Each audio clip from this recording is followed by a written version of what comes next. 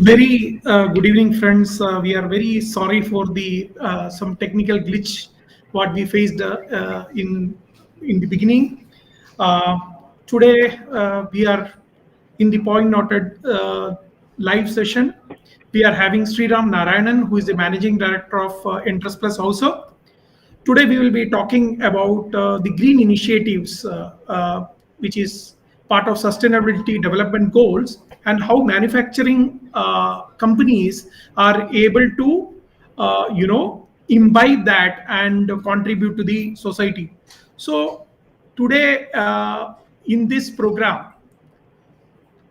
Clean and Green Initiative for Sustainable Environment, we are having Sriram Narayanan as our special guest today. He's the Managing Director of Endress+Hauser. So, as I told you, there are 17 goals United Nations have set, which can help transform our world. In that, there are a couple of points which is applicable to the manufacturing industries, and there are many points which can be taken by the manufacturing companies or any companies for that matter and contribute to the society through their CSR initiatives, or bring helping the community and the society whomever they are with and add value.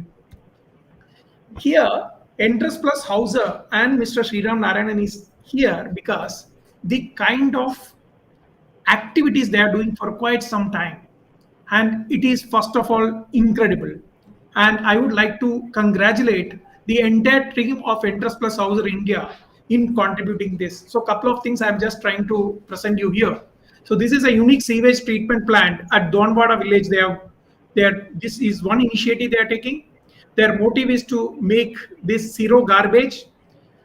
They are working with the government. Before the rainy season, the road construction they are planning to do in this March. The villagers are also being part of this mission. Everyone is coming together, and villagers will be painting their homes in an unique color, and they are planning to attract at least 20 tourists every day, and homestay will be promoted, trekking will be promoted in that area.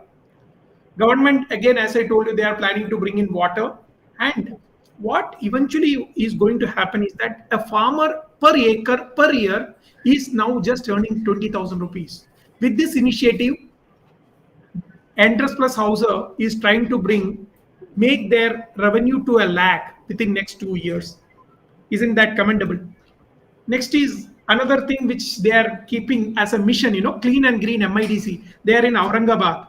So there are a team of volunteers already from the U+H Endress+Hauser team who are cleaning these sector near to their factories, and they have got associated with the tapri owners and the chai walas, and they are trying to bring them and take this waste, and also they are trying to upcycle this waste which is collected from there. Another thing is the Calm River Namami Ganj cleaning project what they're doing. Last month they have done their 12th visit to that place. And one of my friend Lakshmikant Bakre, who is also from Aurangabad, when he was listening to this, as I told that I am bringing Mr. Sriram Narayanan to hear more about that activity, what they are doing, he told that yes, I know very much, and this is one river which goes in the heart of the Aurangabad city. So friends, these are some of the wonderful works Endress+Hauser is doing for a long time, and today we are having our special guest Sriram Narayanan, and we will be trying to find out from him that how these things were possible, how he was able to do the how the company Endress+Hauser were able to take the green mission in a very successful way. Welcome Mr. Sriram Narayanan to the Point Noted program. Thank you, Mr. Hari, for your kind words. It's a pleasure to be in the part of the program. Of course, generally I prefer to speak to people physically, but COVID is making us do a virtual program. And just to elaborate about, before I start, I would like to talk about Endress+Hauser Group. Endress+Hauser Group is a Swiss German multinational. It's a family company. And we started our humble beginning in the year 1953 from a carpentry shop. And coincidentally, of course, we are present globally, and we are a company with around 15,000 plus employees globally. And this word sustainability which you spoke, incidentally happens to be one of the Endress+Hauser Group's brand value. We have 4 brand values which characterize the group, which is where we do activities aligned with the brand values. One is, of course, excellence. Whatever we were doing, we have to do it excellent. Next is commitment. Whether it's a commitment to a customer, employees, or let's say suppliers, we have to honor the commitment. That's the second thing. Third brand value is sustainability. I will talk about it more in deep as we proceed. And fourth one, which is very important, is friendliness. These are the 4 brand values which we breathe day in and day out. And where the sustainability comes in, this comes from the business model itself. Endress+Hauser is one company which I think I said we established in the year 1953. We were present globally from the year 1970. The first thing, Mr. George Endress, who was an inventor or innovator, he was a Swiss engineer. When he founded the company, he started subsidiaries across the globe. Today we have around 29 manufacturing locations across the globe, and Aurangabad is one of the manufacturing locations. Why are we in India? It's not for cost. The group's philosophy is very simple. We want to reduce the carbon footprint. So when you produce from the region for the region, the carbon footprint naturally comes because you source material locally and you try to serve to the customer locally. This means you bring down the transportation costs, by the way, saving a lot of footprints. And very frankly, I think you spoke over the 3 initiatives. Let me talk about the first one, what you spoke about. This project which we do at Vada is part of something called the Endress+Hauser Global Water Challenge. So our current CEO is Mr. Matthias Altendorf, who's not from the family. He started his career as an apprentice in the group with Mr. George Endress 40 years back, and of course he grew up and now he's my age group only. So we, I think, as a company, we support various industries. Water is one of the industries which we support.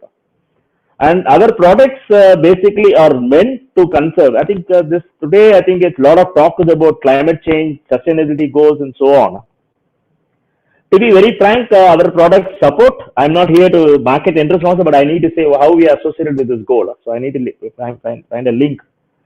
Our products help customers. For example, let's say it's used in the water industry for, let's say, measuring a flow or, let's say, measuring level. We have to save the resource. Water is a very important resource. And same thing is true. Let's say we have oil and gas. It's all limited. So the thing is, we are very happy that our products are contributing to the sustainability of the globe. Now coming to this water challenge, the idea was we have countries like India, Philippines, and Africa where there is a challenge of proper drinking water. So this concept-wise is employees have spare time. We have a company which works 5 working days. So we have Saturdays, Sundays, and we work 8 to 9 hours per day. Of course, sometimes we work 12 hours also.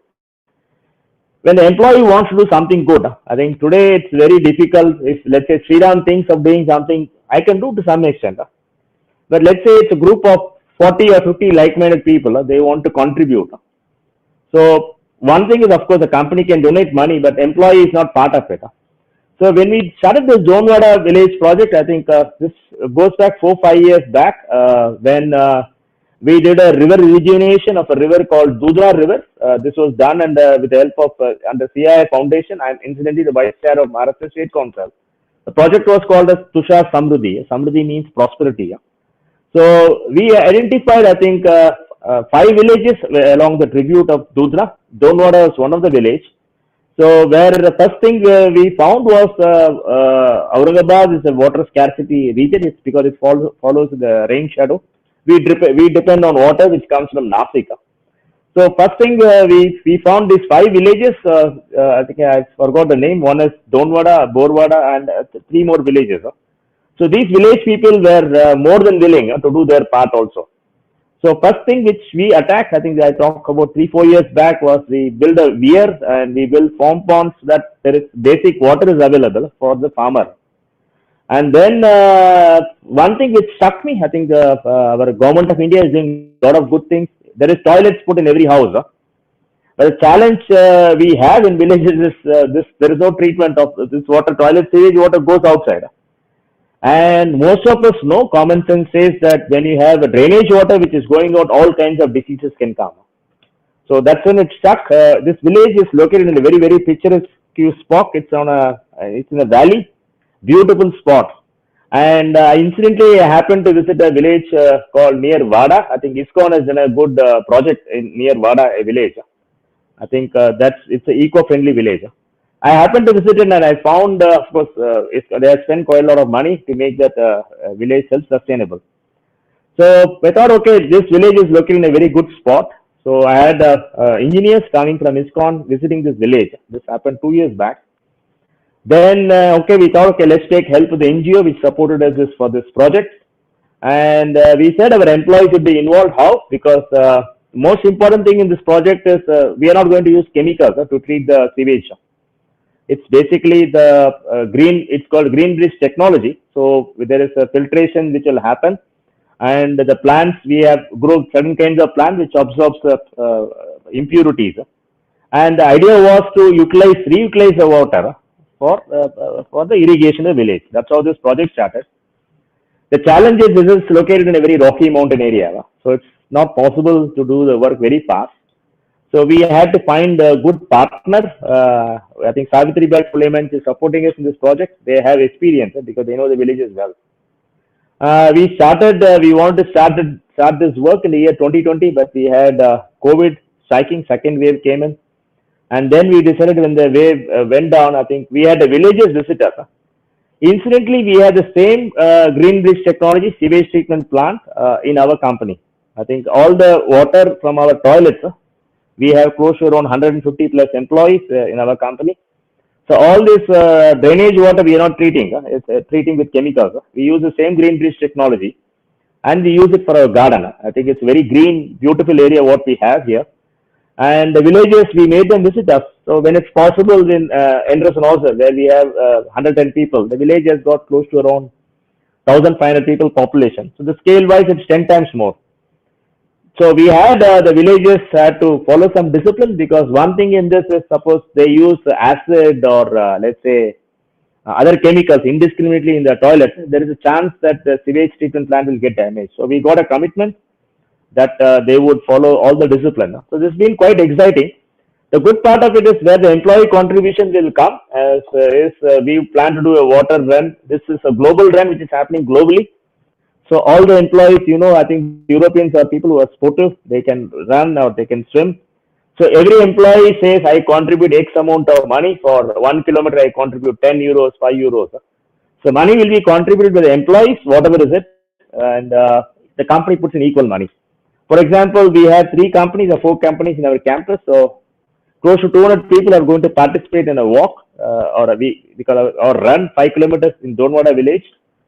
And we have managed to collect close to 10 lakh rupees. The total project cost is 40 lakhs. 10 lakhs has come from our, I think one of our sister companies, they did 3 million mag meters. So they decided to donate instead of spending on the party, they decided to donate for this cause. So this project should be ready by February end. And the satisfying thing, which is good, I think I happened to see one video which was circulated. I don't know whether it's true. Northeastern part of country, there is one village which is free from waste. So when I had gone there, I did see a lot of plastic waste lying around in the village. And the villagers, I had told them that you should find a way to clean this up and find a sustainable way. Good thing was pleasantly surprised within 1 week, 10 days time, all the kids of the village, they are around 150, 200 children. They all gathered, they cleaned the full village.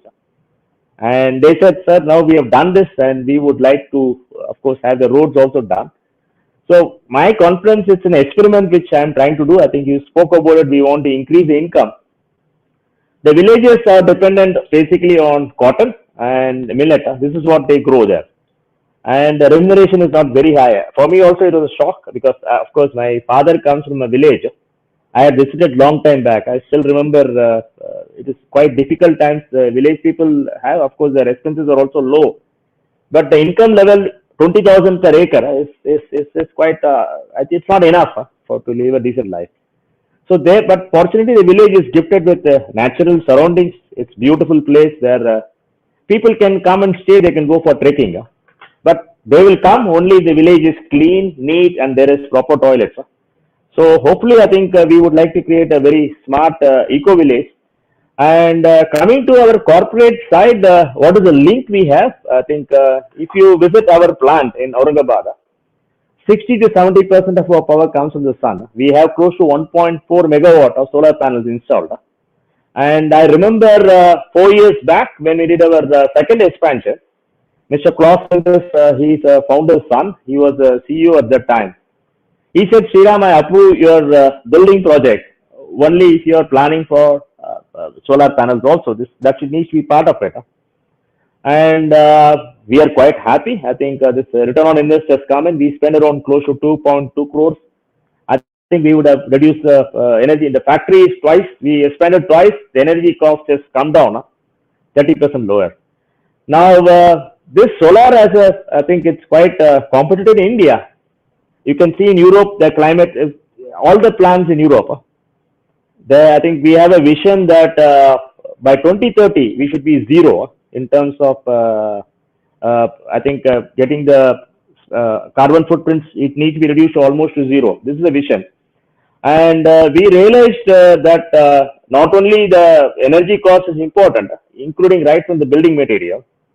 For example, we made it very clear in all our building projects, the energy efficiency is the most important thing. So that's where we spend quite a lot of time, and we aim for a CO2 neutral building across. And in our European factories have done quite well. Of course, we have also done well. We have reduced green energy by almost 40%. And most of the places, of course, recently we started initiative of bringing our employees by electric bus. We are the first corporate in Maharashtra to start electric bus for commutation of our employees. We have the charging, which is happening in the factory. We have the solar panels which charge. So we will, of course, are encouraging employees also to go and buy electric bus. Why do we do this? I think basically it's not that unfortunately I cannot show you this. Outside the room we have something called as a loyalty wheel, which is gifted by Mr. Klaus Endress. Mr. Klaus Endress is an artist. So he has a friend, an artist friend, who has given him a loyalty wheel. I think all of us know how a wheel looks like. This is a bronze wheel which is consists of 3 parts. It weighs close to 6 tons of bronze. So he paid quite a lot of money when it was imported. He gave it as a gift. The symbol is there are 3 portions. One is customers. In any business activity, customer is most important because we get the money from him, salaries come from him. Second important part is, of course, employees or associates, as we call them. We call as associates.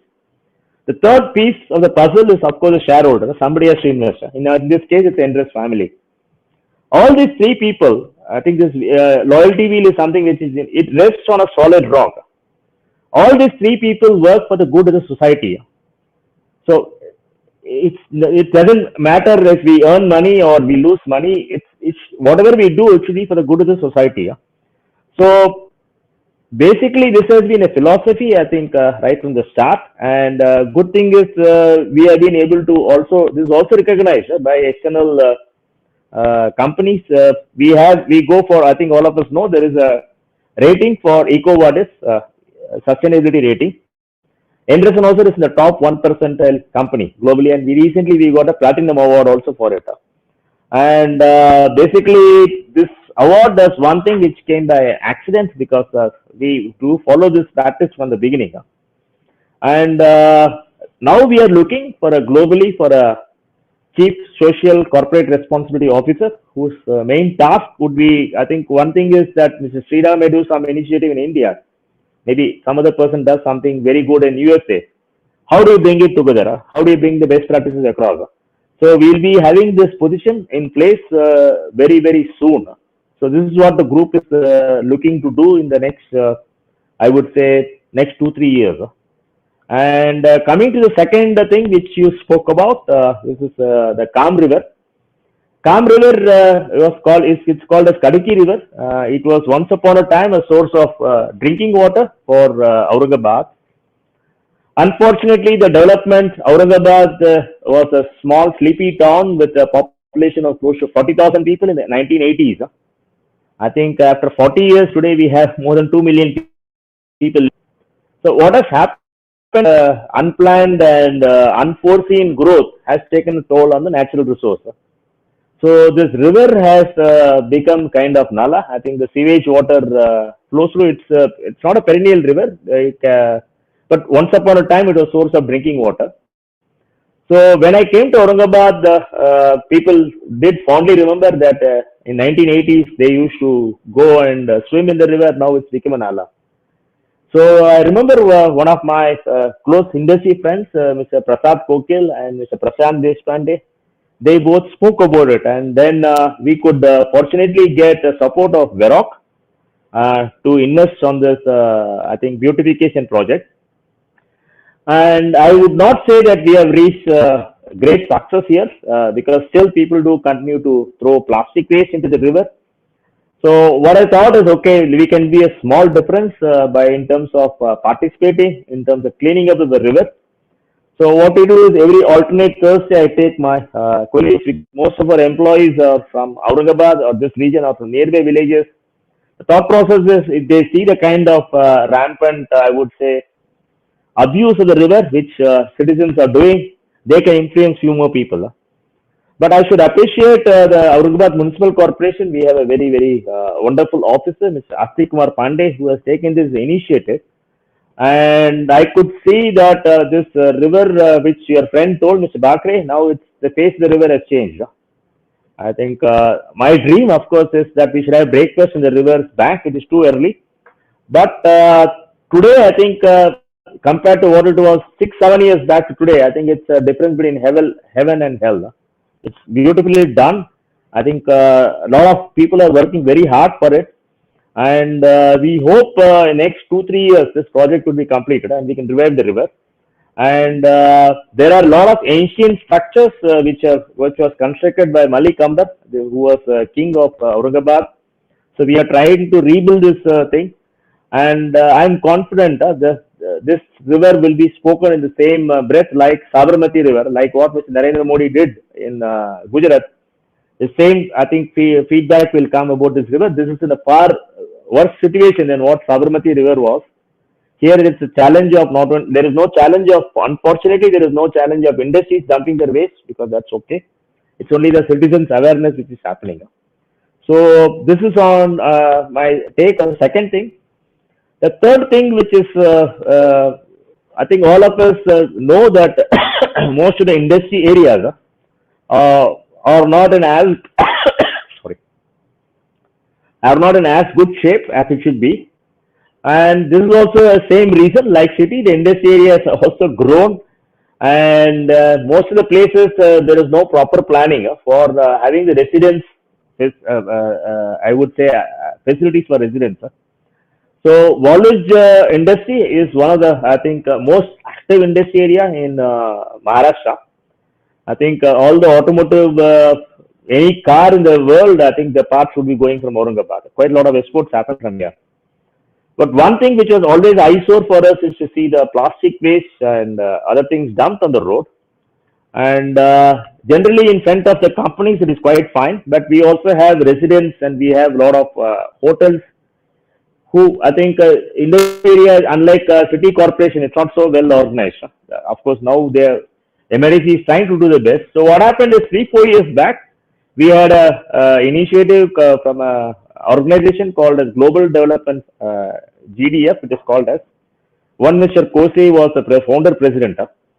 So I remember him visiting. That time I was the Manapura zone's chairman. So he visited along with few other people and said, sir, we want to clean up this area. So it's 5 years, first thing is you clean. It's factory, the similar thing what you do. So for close to 15 days, around 400 entrepreneurs were on the road. And we removed something close to 450 tons of garbage was removed from the industry area. And then we came up with an initiative that in front of every factory there will be a green zone. So if you come, most of the factories in Waluj, they have a green zone which is fenced. And this prevents people from throwing waste into the Taswa. That is the one thing which was done. And we also got Mahindras who came and set up a sorting center and they put a gas plant. The wet waste they convert to gas and this is also sold to the industries. Then in the recent last 6 months to 1 year, I saw, at least when I come to our factory, I noticed on the roadside, specifically where there is no industry or there is no active industry, there is garbage accumulation and there is tapris. They don't have a basket. So, beginning of this year, we came up with an initiative, global initiative called as Be Good, Do Good, Think Good. And the idea was that when somebody wants to do something good for the society, he or she can do it and contribute something to a corpus. The company will contribute equally. So we were all, I think we thought we will take up a new resolution. So my resolution was I would clean up N sector because that's how the target was from January to January last week. Fortunately, I think the situation was not so bad. We could complete the task with 3 visits. People, of course, like-minded people, our volunteers came in. We gave, as you said, we gave baskets to 30 people. And I'm quite happy. I think we finished it in the January. I could see it's maintained. It's not gone worse. So it's not enough if one area is cleaned. So this was shared, and of course we are provoked in a positive way. Other industry people, so many people have come, and I can see this can be done only by companies who have, I would not say resources, who have the willingness. That it's not enough if my factory is clean. Because the customer who comes in, he comes by this road. And if he finds, let's say, some foreigner comes in, not foreigner, even a regular customer, if he finds there is a lot of garbage waste on the road, the feeling which he or she, I think they don't tell openly, but many of the people do feel that you are keeping only your area clean, what are you doing for the outside environment? So this has gathered a good momentum, I would say. And today I would say that Voluj, with the support of other industries, we can definitely be a role model. And my idea is that we should not stop with this, because whatever we do initiative should be sustainable. It cannot be that I think it should be clean. It will be clean for 1 month, then it goes down. So we are trying to think what can be the long-term solution. The challenge is we have a lot of residents who are authorized, both authorized and unauthorized, living in the industry area. For them, we will have to come up with a solution. How do we arrange collection of waste from them? Otherwise, poor people, they don't know what to do. They will dump it on the road only. So we are discussing with the MIDC how to make things more proper for them, though they don't pay taxes, but industry is willing to support. So this is what I had thought in terms of telling on these 3 things. And long-term thinking, this is coming from our corporate director. Yesterday I was reading our magazine, so where he was talking about this chief sustainability officer. He has shown something which appealed to me. What is sustainability? I think basically, if you look at it, the amount of resources we have in the world is very limited, and we have a population which is growing. I think India has got a bigger challenge in other countries. So the only way we can manage this is by efficiency increase, because resource is limited. So we need to increase the efficiencies. So he has said a very simple example which struck me. He said forests can be maintained only if you grow more trees than what you cut. So it's very simple. Sustainability is something that, let's say, we have to, at least I will not say we can create, we should, if we spend something, we should create equal amount of, let's say we are spending, let's say some energy for heating up our factory or cooling down our factory, we should be able to create an equal amount. It looks simple, but I'm thinking that if all of us look at this in terms of that, it's not only enough that I live a good life, the future generations, we should live a better world. So that is inspiration for me, and we are doing something which is very small. But I think over a period of time, all the companies and all manufacturing sectors will be forced to do, because customer would be asking us, what is the carbon footprint you are creating? How are you bringing it down? Fortunately, our nature of our product is such that Endress+Hauser does products which are there for 20-25 years.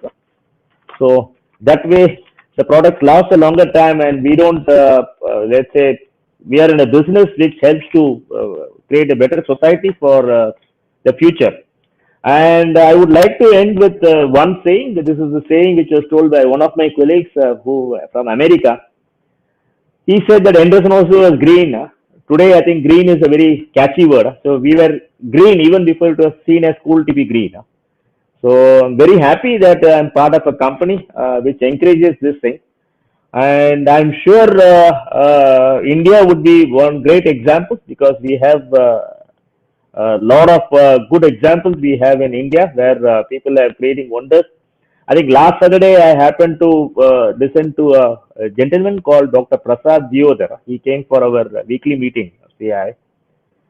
He has created a wonder in villages using gobar gas plant. Gobar gas, I think, because in villages cattle is quite common. And the experience which he shared and the kind of work he has done in terms of improving the income of the villages is something which is phenomenal.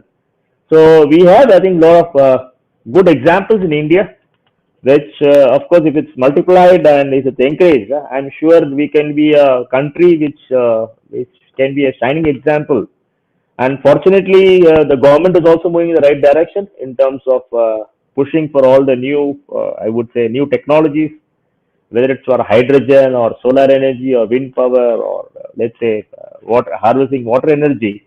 The government is also encouraging, and I firmly believe that we cannot put the return on invest for every sustainability action. For example, when it is electric bus calculation, the return on invest was coming to 9 years. No company, I think, will spend if it's 9 years. But we thought, okay, we need to start somewhere. So we decided we will start with the electric bus, though it's not very economical. Thought process, we would have contributed something to the environment. So my request to all the manufacturing companies is do something small, and it's not enough if you are only good. You should try to propagate to other people. And we also encourage our employees to come by the company bus. Of course, 30-40% of the car. But if it's good if they pool and come in a company bus, because you save energy. And second thing, which is very, very important, is the water conservation. And this all starts with us. And frankly, how do we conserve water? It's basically appears simple, but it's not simple. This needs a lot of good practice, starting with small things from your toilet flush, I think, to your tap water, so which you use at home. So with this, I would like to conclude. If you have any more questions, of course, I can answer, Hari. No, this is really wonderful. Actually, you covered each and every point of the journey, what you people are taking up. So again, I will tell that this is not an initiative. Actually, this is a movement, what you are leading there at Aurangabad. And I'm sure many people who are listening this, otherwise, you are an inspiration for me. Whenever I go to LinkedIn and see your post, I used to ping you, okay, I want to cover this. Because this is something which, because CSR, sometimes people are forced to do CSR, people are running towards doing business. Okay, they have funds, they don't know where to spend. And that is where you are trying to create as a role model, or even any companies. I think they should visit Aurangabad. They should visit you, meet with you, and also go and see that, how you people are taking up this work, contributing to the society. So the sustainability is not just by taking care now, as you told, green, being more green, being carbon zero is something is also which is a requirement, because climate change is happening very badly. We are able to see the results in a day, in each and every day. The climate is completely changing. The people, the new generation, I'm not sure, but the older generation, they know that how the shift is happened. Maybe before 20-30 years we never felt that change, but today every year we are able to find out that there is something which is not stable happening in this earth. So that is something what I would like to say, that thank you for sharing on detail. So you are there with Endress+Hauser for last 14 years. You are leading the movement in the front. It is not just about talking about it, but going and doing it, bringing those people and doing collaborations. Another company, Mahindra, I am very proud of an Indian company, who have done the globally the carbon zero they achieved in their Igatpuri, plan, and you collaborated with them. So the collaboration, not just with the companies, with the government, with the people. So this is a big challenge, I feel. I understand the vision and motivation also comes from the organization. It is not just you, along with you, it is a company who is backing you up in doing all these great initiatives. Congratulations to the entire management of Endress+Hauser for that, to empower you with all those support, and most importantly, the people. True. I think thank you for your kind words. I think it's a journey, but I'm confident that we start doing something day in and day out, it becomes a habit. And for me, I think I would only say one thing: I go for walking every day in my colony, and even in our colony where we have so many well-educated people, I do find once in a while 2 or 3 plastic bottles. So fortunately, when I do my walking in the morning, I find a dog. The dog's name is Theo. The dog goes and picks up the bottle and puts it in somewhere. So of course, once or twice I posted this picture saying that we should learn from this dog. See, it's not that the dog thinks it should not be there. So it picks up. I see it doing it regularly. It picks up the bottle, goes and puts. Maybe the owner has trained the person to look at it. So my thinking is we need to have a compulsory, I would say, in all the schools and colleges, that it's quite I know it's a quite a important thing for volunteering, but volunteering should come from the heart. And I'm sure if it starts from the school, I'm thinking of something which is not yet finalized. We are thinking, how do we involve the children from, you have to catch them young. So your attitude and everything, behavior gets formed when you're young. And of course, it gets reinforced by the environment you are living in. So we are thinking, how do we rope in youngsters in this movement? And because, okay, we are all there for a short period on this earth. Somebody should keep on doing it. And looking at the challenge, I think it is a very sad story. I think Karaki River, I was shocked when I heard that if you dig 12 meters on the banks of the river, you will find plastic. Now, this is something which is abuse which has been done by people knowingly or unknowingly. And this can be stopped only if we further close the tap. And for this, I think the education and I think the training which is being done, Bajaj Group also support quite a lot. It's not only Mahindra's, I should mention. Bajaj being a very great player in two-wheeler in Waluj, most of the initiatives which have happened in terms, even in the Green Village, Waluj, Bajaj supported, because most of the vendors are from Bajaj. So they also told their vendors, influenced their vendors, they should be part of this movement. So Bajaj has also played a very, very great role in Aurangabad. We have, and similarly, Varroc is also a vendor of Bajaj. They're part of the family. They also did quite a lot of good work. The thing is, we have the money. I think money is not in shortage, I would say. But only thing is, we need the people to put in time. And many people ask me, okay, you are going to come here cleaning up M sector. What is happening to the business? I should say that last year was one of the best time we had. We grew more than 40-50%. And we didn't suffer anything in terms of productivity loss. Employees come, I think they morning 7, we start at 8. If they suppose spend 1 hour more, I think they come work in the factory half an hour more if they want. It's all flexible. So we not had loss of production. So that's why I keep saying, many of the Indian entrepreneurs, sometimes we think an employee should come and work for 9 hours. In my opinion, it's impossible for anybody, including me, to work continuously for 9 hours. You cannot have productive work for more than 5 to 6 hours. So in between, I think China, they have something called as power nap. In India, we can ask for volunteering. Of course, China, I think people go for sleeping, I believe, in the afternoon for half an hour, 40 minutes. Here, we have a lot of work to do. India as a country, China has progress. So we can, nothing wrong if companies, let's say, allocate half an hour for doing something around their factory. It can be simple things. I am confident this will not affect the productivity in the company. And this is proven. And we have so many good companies. Only thing is they need to give some time, opportunity to employees who want to volunteer. Not everybody will be interested in volunteering, but whoever is interested, if they give time off, and I'm sure we can change India. And the same is true for schools and colleges. Volunteering should be made for this community. I think they should say 2 hours or 3 hours in a week. You have to do volunteering, whatever area you're interested in. And we have so many issues or problems, which is an opportunity, if I look at it, to solve for the society. So thank you very much, Mr. Hari Shankar. I think it's wonderful being on your program. And thanks for your kind words. And somebody has changed or they try to start initiatives. I would love to start such initiatives, not only here in other parts of Maharashtra. So it would be good if we can spread the movement around so that we are living a better world than what it is now today for our future generation. Thank you very much for your kind time. And I think India, there are different industrial associations in different industrial areas. And I must say that Aurangabad is one of the very strong industrial base from very early times. You told about Bajaj.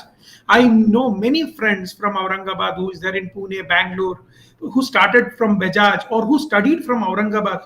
It is having a very strong engineering college. Yeah. I have many friends. I have even I know Ashish Garde of CMIA Magic. Yes, sir. Yeah, sir. Yeah. He's a good friend. Ashish is a good friend.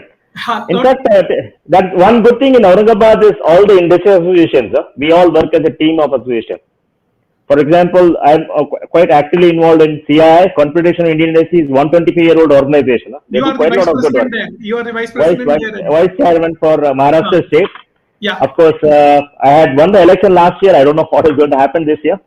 So all the best for that. Okay, we cannot. I am not supposed to canvass or speak about it since it's a not common program. I'm talking. CII has done quite a lot of phenomenal work. I think as an organization, and we have local associations which collaborate, and this is something which is helping. So all associations have their own. I would say, for example, Ashish Garde is from Chamber of Manapura Industry Agriculture. I'm also a lifetime member of that association, and we have small scale industry association. So each association has its own strength.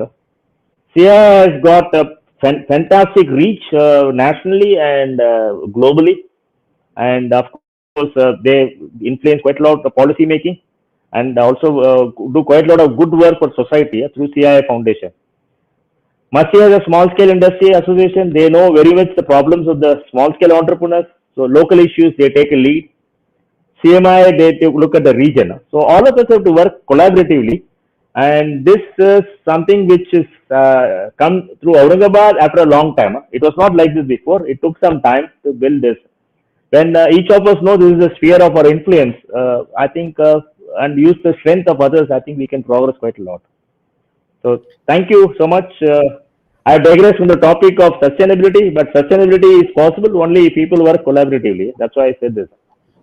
And that is something what Endress+Hauser, along with the associates, the people and the villagers, everyone is doing. And I am sure that this movement, whatever Mr. Sriram Narayanan and his team is doing, is going to spread across India and to the world. Thank you very much once again. We will meet next time in the next episode of Point Noted. Thank you very much. Thank you so much. Thank you. Have a wonderful day. Bye. Thank you.